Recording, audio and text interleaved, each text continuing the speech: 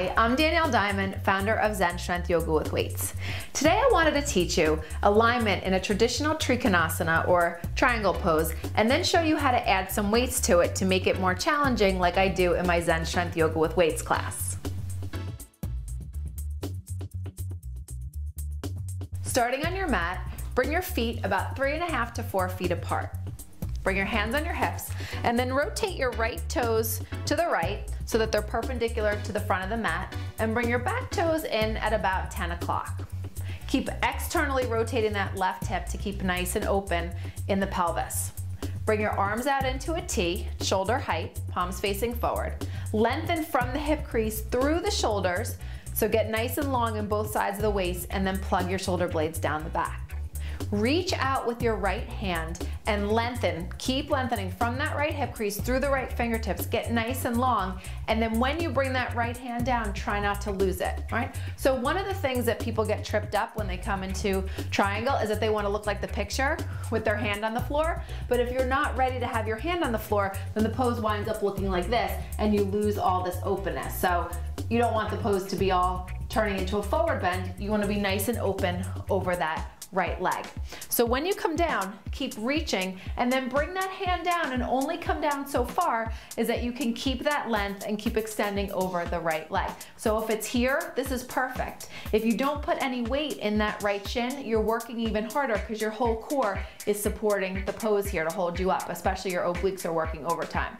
And over time, you'll start to come down lower, and then eventually maybe you get your fingertips to the floor. Maybe you don't, it really doesn't matter. But once you get here, you wanna hold for about 5 breaths and keep rotating the right side of the rib cage up toward that left hand so that you stay open in the heart center.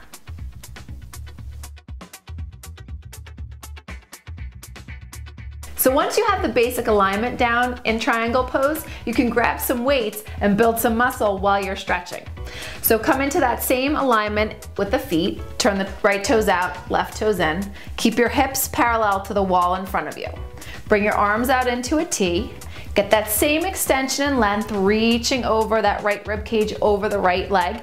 And then you're gonna bring the right hand down and the left arm up. Keep rotating the right side of the rib cage up. And then you're gonna add a bicep curl with both arms. So you're really working the core and the obliques to hold you up here in this position. As you extend through the outer edge of that left foot, keep reaching the crown of the head forward to keep nice and long. Inhale here. On the exhale, curl the weights in toward the chest. Then inhale, press them away as you open like you're resisting against something. Exhale, curl it in. Inhale, open it up. Keep lifting the kneecaps so the quads are strong, and keep rooting through all 4 corners of both feet so the foundation of the pose is solid. Good. And then come up. You want to do 8 to 10 reps of that on either side.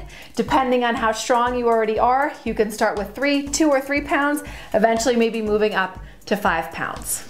I hope you enjoyed learning that instruction in triangle pose.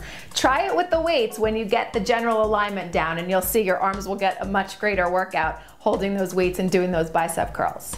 To learn more alignment instruction with and without weights, go to my website, zenstrength.com. Have a great day. Plug your shoulder blades down your back.